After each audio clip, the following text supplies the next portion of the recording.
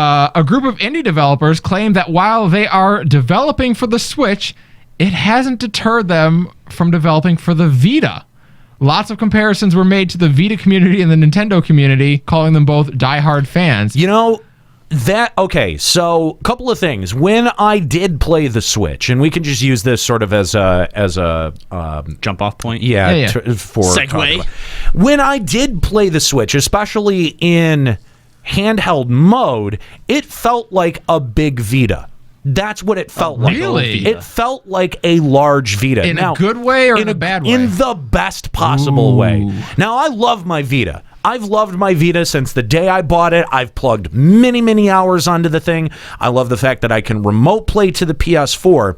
But it seems like Nintendo really did kind of see that concept and went, okay, there's something there, but we need to figure out how to double down on our market position. Almost a we can make this work sort of mentality? To be fair, the Vita little bit. didn't not work. It was just overshadowed by the fact that Nintendo had a fucking stranglehold. No, that's not even it. Like, developers looked at the Vita and was like, if we're going to pour that many resources into developing a game, why is it not going to be on a console? Why is it only going to be on a console that has at most 8 million people that could buy it? Like, that's the most potential audience that your game can receive. So there was this self-defeating cycle that the Vita went into because it didn't launch as strongly as the 3DS, or it didn't launch as strongly even as the PSP, where developers looked at the potential and was like, yeah, we could definitely develop something like, like a Persona game, or we could definitely develop an entire Assassin's Creed game on here. But why would we? Why would we when we have when there are larger platforms? Because does blinking in VR really improve our gameplay experience? Counterpoint on PS VR does great as a physical VR FPS without a blinking mechanic on top of everything else. Much love from England, less than 3. How did that work? We're hearing. We heard it through a different thing. Oh, okay. Yeah, we're not hearing it through that. Damn it, Fat. Seriously. At least it's not Justin. Yeah. But, I mean, it said much love from England, and it had a voice like that. Did they change it, or did Fat change it? Fat changed it, I guarantee. Oh. Yeah. Anyway, so I mean, you're kind of suggesting that the Switch will. By the way, thanks for the $1 donation on a subject that we moved on 5 fucking minutes ago, dummy. You can still call in on that. The reason they can't. Actually, we don't. Something's wrong with the. Well, okay, they can't call in, so they have to use the donations instead. No, and I can still call him a dummy. I think what he's saying is you're a cheap dummy too. The reason it's going to work for the Switch is because the Switch is being marketed as like this console / handheld. So, and it's going to sell tons and tons and tons of units. It already has. Oh yeah. So I get what you're saying. The Vita was, I guess, in a way, a little ahead of its time. Well, there's an element that because the Switch has a console portion to it, AAA developers won't immediately turn their nose up at it. Yes, yeah, because you can plug it in or take it with you, and I feel like that does provide a bigger appeal for the developers than the Vita, which was an amazingly powerful system, but didn't have that element of having. Nate, we've been talking about the Switch for like 6 months now. How is this the first time we've hit on that point? That's like really insightful. Well, and Nika, you've hit on this before, is that one of the primary reasons that the Vita didn't do as well as maybe the PSP is that they didn't have a killer game. Like, they didn't have exclusives that would make people buy the system. Like, I can tell you flat out, I bought a PSP for FF7 Crisis Core. Right. That is the reason, because you couldn't play it anywhere else. Right. You still can't play it anywhere else. You still can't. And any of the very best games on the Vita are also available on Xbox or PS4. And so what's the point of buying a Vita? It's a very good point. That's why I never bought one. I wanted to buy one so bad, and I'm like, and I honestly thought that FF Type 0 would be a Vita exclusive, and for that I was going to buy it, and then they put it on PS4, or PS3 or whatever it was. Yeah. So you had a lot of factors that led to the Vita's position and where it is today, and I think what Nintendo looked at is they were like, okay, well, we do want to be able to push the power of handheld because we've got the handheld market. Like we've got this solidly. But what we have not proved ourselves on consoles in the last 2 generations. Yes, the Wii sold very well, and it sold to a completely separate target audience than gamers. So in like a gamer-centric fashion, the Wii did not do as well as the PlayStation 3 or the Xbox 360. The people who were buying the Wii weren't going to be the people who were buying AAA titles. Right, exactly. And they did kind of do this sort of like interesting snake oil salesman routine to sell the Wii to like old people and to parents, and like it worked. Like they made that work, but that's not their core. And I think that they learned that. Like Nintendo learned, like, okay, yeah, we can sell them that initial system, we can sell it to them cheap, and it's going to be fun. They'll have fun with it. But they're not games. They're not going to come back. It's going to sit there. It's going to collect dust on their shelf. Well, they play Wii bowling or a fucking Candy Crush or something. You know what I mean? Like they'll move on to whatever that next casual thing is, and whatever the easy thing is. Oh, I never looked at it like this. Okay, before. so Nintendo, I think, is doubling down on their market position, which is we're strong in handhelds, we're not strong in consoles. How do we merge the two? How do we bring the two of these things together and make it one unified market for us, for Nintendo? Well, we do that by making a mobile and console, like combine it. You literally combine the ideas. And so I think they had to look very closely at the Vita and the factors that led to the Vita's downfall to be able to not step into those same pitfalls. Now, talking about the Switch and just the tactile experience of the Switch, they made some very good choices on the system that Sony didn't. For example, there are 2 trigger buttons instead of the one that the Vita had. Brilliant. And the way that they did it doesn't make it feel huge. Like it still makes it feel very compact. The controllers, when you slide them off the side and you're playing with them as controllers, they are not that uncomfortable. They look uncomfortable. They look tiny, but those buttons are very responsive, and there's a very good tactile feel. Like you feel like you're not going to bust them. Which is weird because there's a video going around of someone who did like a stress test or a damage test dropping the Switch, and the only thing that really showed any like wear and tear or damage was the controllers. And, the other thing, one of the things that I liked about the Vita that I think the Switch did as well is the joysticks. The joysticks are very good, and they've got like an L3, R3, like you can push them down. They click down. Oh, okay, good. Which is something that the Vitas don't do, and something that I really liked about the console. So your control schemes are very, very typical for what you would see for any other type of game, and it does not feel awkward having that much wider screen on it like I thought it might. Now, when you take the Joy-Cons off the side and you put them on the dock, remember how we gave a ton of shit to the dock because it looked awkward looking thing? It looks awkward, it looks hideous, but you know what? It's actually comfortable. It works. It's actually comfortable. Is it like it's that N64 controller again, where like this thing looks stupid and it works? GameCube had the dumbest looking goddamn controller, but it worked. I loved those controllers. They fucking worked, man. And I guess Nintendo's just like not afraid of looking dumb. Like, yeah, we've got a dumb looking controller, but it fucking works. Come on, after taking a name like the code name Revolution and being like, oh, it's actually called the Wii. Yeah, I don't think that they're worried about looking dumb. No, you're right. And beyond this, like we've just done like 15 minutes talking about how the Switch is kind of just like almost improving on the Vita in every way. Yes. Without mentioning memory. Oh, yeah. No more proprietary memory. No more proprietary memory. Very smart. Very smart. And you know where they hide? You know where they hide the SD card? Underneath the stand. You kick the stand, the kickstand on it? That's right where the SD card mounts. Oh, wow. It's smart. That's really smart. The way that they built this system is brilliant. I'm gonna get one of these. I'm sold. I the 2 hours that I spent with it, I really liked it, man. I'm almost angry that I'm sold. I know, man. I don't have $350 to drop on this shit, it. man. Like, I just dropped $400 on a video card. You know who does have $350 to drop and he's not too bothered? Fat. Stupid fat. Now I have a few questions for you because there are some headlines going around about some somewhat negative things about the Switch, and I'd like to know what your take is on it, even though you did have limited time with it.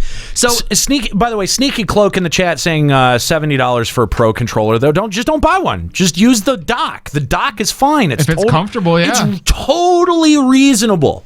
Totally reasonable. Go ahead.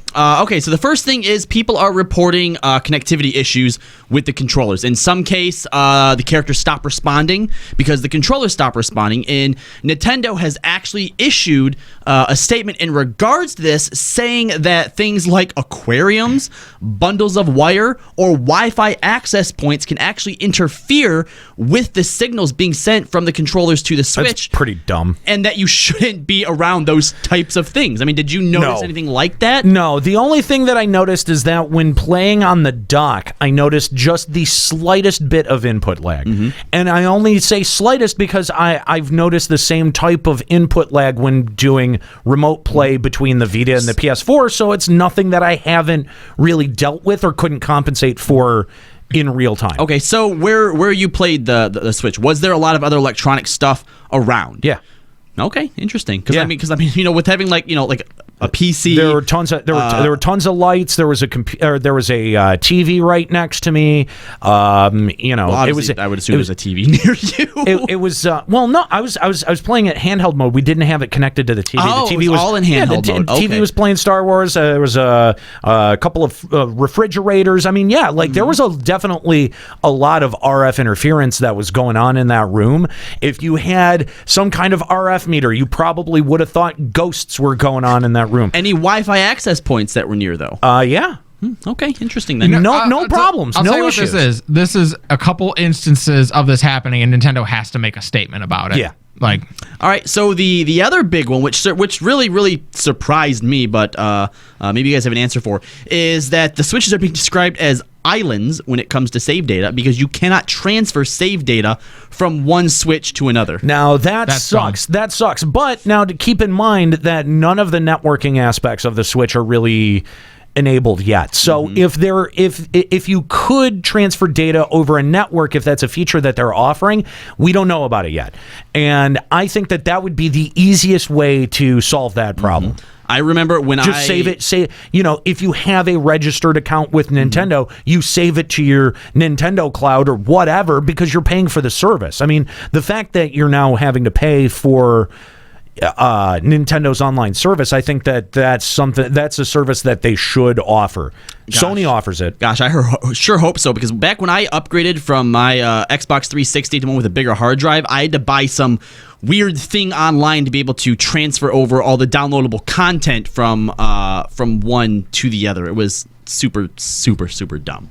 But I mean, other than that, no types of complaints or anything about it whatsoever? No, man. I mean, like I said, I played it for 2 hours. I felt like the battery life was still really strong. It didn't get hot. I mean, you play it in mobile mode. You kind of expect it to heat up. Yeah. I mean, even playing Pokemon Go, I feel like my phone is going to blow. Oh my god, my phone like overradiates. All right, now It's ridiculous. To be fair, we have Androids. They've been known to blow up. yeah. You're not wrong. And they're old. They are older phones.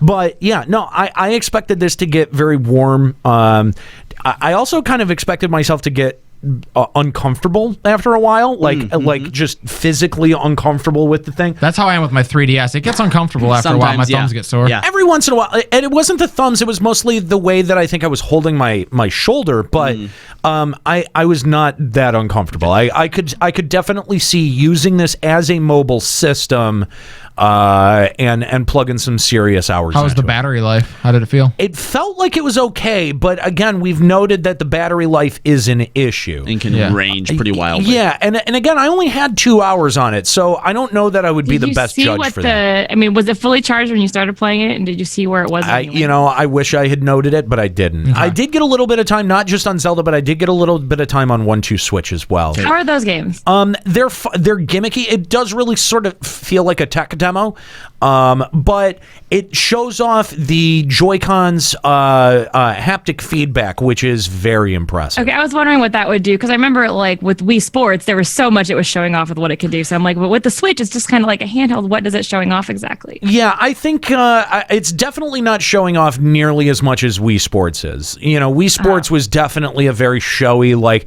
hey, look what we can do now.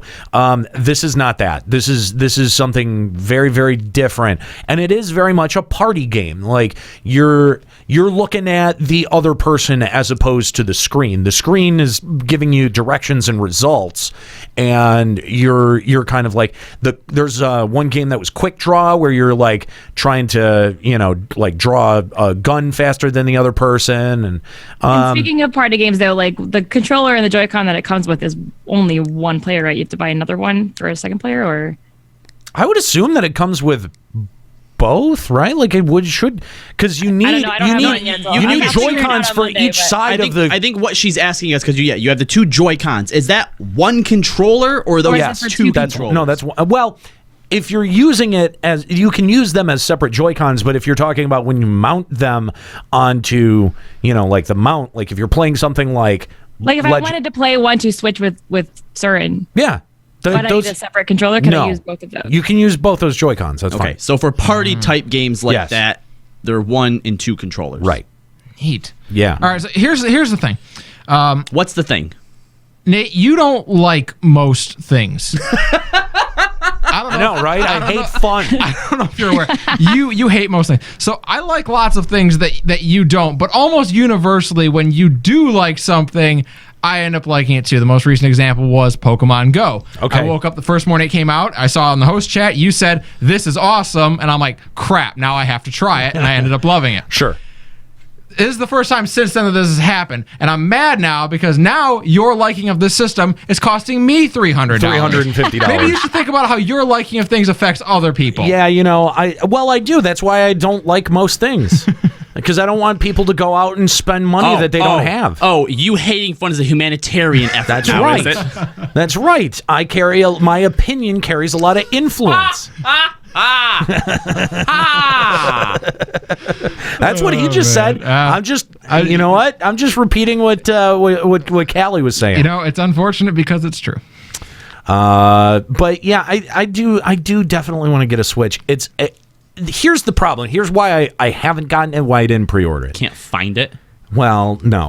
Well, actually, when it was released, a lot of GameStops and Targets and Walmarts had a whole bunch in stock. I think they just had more than people assume, but guess what? They're gone. They're gone now. they're gone Kyle now. got a Breath of the Wild at Walmart. Wow. Breath of the Wild, like we stopped into Walmart yesterday, and they had, I think, 8 copies of Zelda.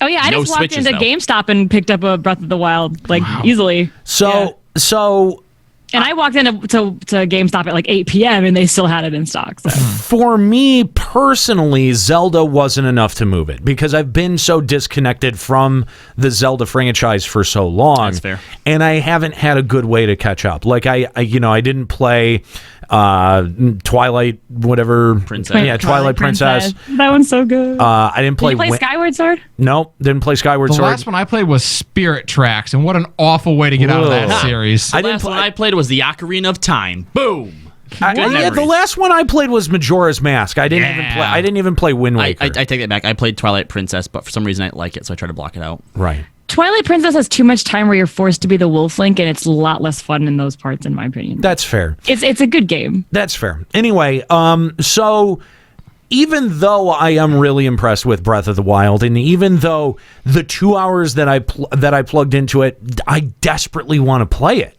I want to keep playing it. Like, that's the thing, is that I liked what I played. I want to keep playing it, but because I'm so disconnected from the franchise, I'm having a tough time justifying it to myself. Money. Yeah. See, for me, yeah, I see what you're saying, but for me, because Zelda has been such an important part of my gaming experience growing up, that sells the system for me. And then once I have the system, I will purposely look for other games that might. Here's the thing: is like if you already had a Switch, you buy the game. Oh, totally. But the game doesn't sell the system. Or if there was a Metal Gear Solid component on the Switch, he would kill for it. Honestly, if it launched with it was made by Kojima, not by if it launched with a Pokemon game, I probably would have gotten it. So wait, when Star launches, will you get it then? I don't know if that's actually been confirmed. That's still just rumors. No, right? it's not. No, Game Freak is definitely working on a Pokemon game for the Switch. We don't know what it is. That I'm sure. We don't know what it is. Which we don't is know why the that name. article bothers me that keeps floating around on Facebook that's like, all games on the Switch confirmed. And I'm like, no, not all games on the Switch. All games we know on the Switch listed in one list. But here's the thing, though, is I was really thinking about it, and I was really like asking myself, like, okay, like they put a Pokemon game out on the Switch.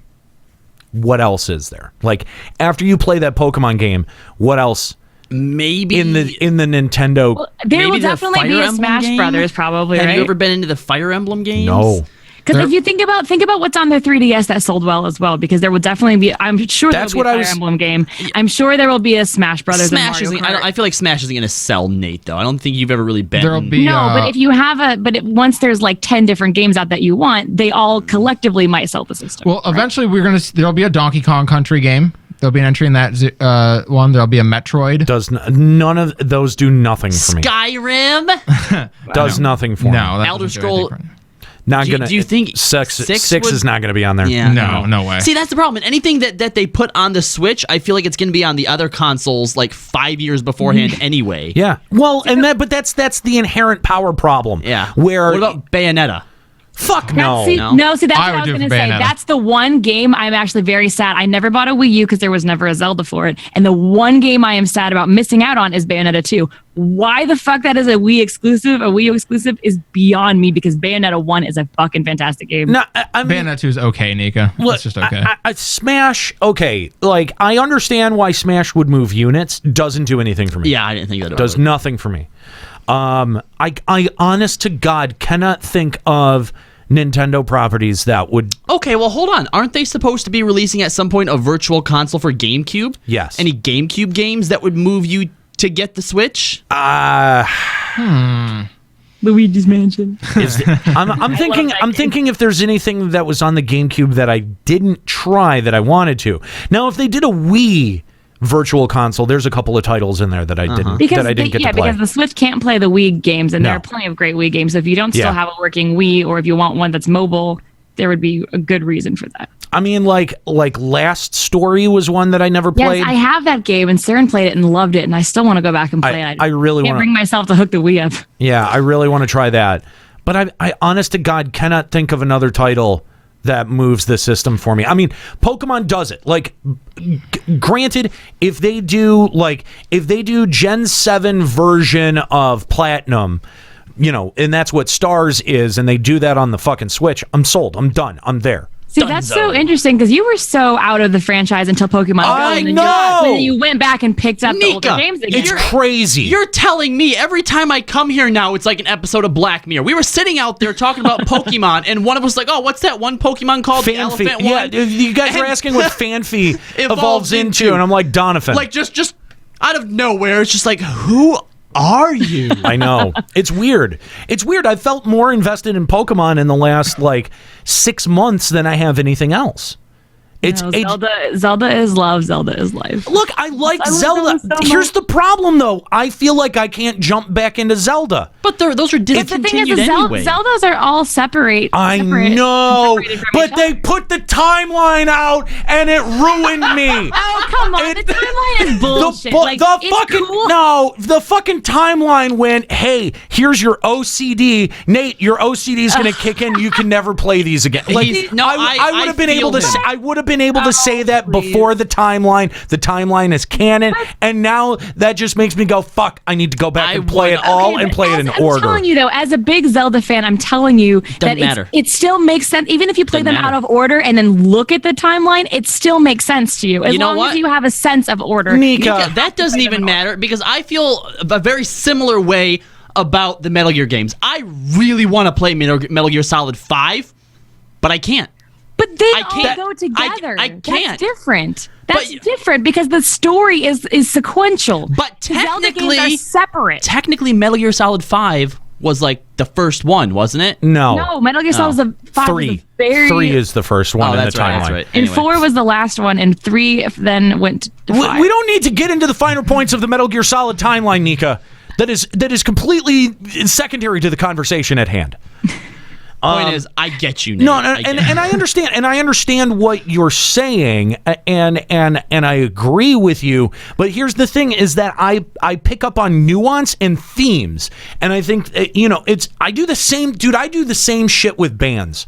If there's a band that I get into, like I'll have my entry point, whatever song or whatever album it is, and then once I have that entry point and I've decided I like this band, I go back and I start with the earliest material I can find, their demo material, and then I listen all the way through their current catalog. And here's the thing, because I have OCD and I can't help myself. You can say that the games are disconnected and they don't matter, but the fact that people have came up with these theories means that there's something there that he could pick up on playing through all of them. Oh, absolutely. But the thing is, too, is that with things like Skyward Sword, which is chronologically the very first game in the series, because it came out so far later in the release order, it actually is better not to play it very first because it shows you and it picks up on... I would be probably playing it in Release some order. kind of order. Yeah. Would it be honestly, release order? Because I feel like playing it in chronological it order, would. It you would. miss on a lot of, like, how you want to watch certain movies before prequels because it reveals things or whatever. Yeah, if you did it in chronological order, wouldn't you have to go back and do like Zelda 2 Dead Last? Exactly. See, here's the thing. I would not do them in chronological order, and the reason is that I'm already up through Majora's Mask, so I would want to pick it up at Wind Waker where I left off, right? And I don't want to double back around. I don't have that kind of time. Wind Waker's pretty good. Wind Waker, I've heard very good things. Remaster it on the Wii U. It's kind of after. Fuck, I don't want to have to buy a Wii U. I know, me either. I was a little... See, that's another thing, too. Why don't you just borrow facts? If I had Zelda on the Wii U, I would have bought a Wii U and would have bought Wind Waker. But... And here's the other thing. Like, I think if there was a way... honestly, if the Switch had a way that I could play through all of those games, if I could catch myself up through the Wii U, or not the Wii U, the Switch, I would fucking do it in a heartbeat. Oh my god! Wow! Without hesitation. Do you know how much they could sell that package for? That would sell me. Oh my god! Do you know if they put that out on the Switch, they could charge like let's see how many games is that? That's like 16 games almost. What? From NES all the way. I'm talking about the whole line. That still seems like a lot. I think it's about that nowadays. Wow. But yeah, my OCD ends up kicking in, and it just does not let me do that. Not that many. All right, so let's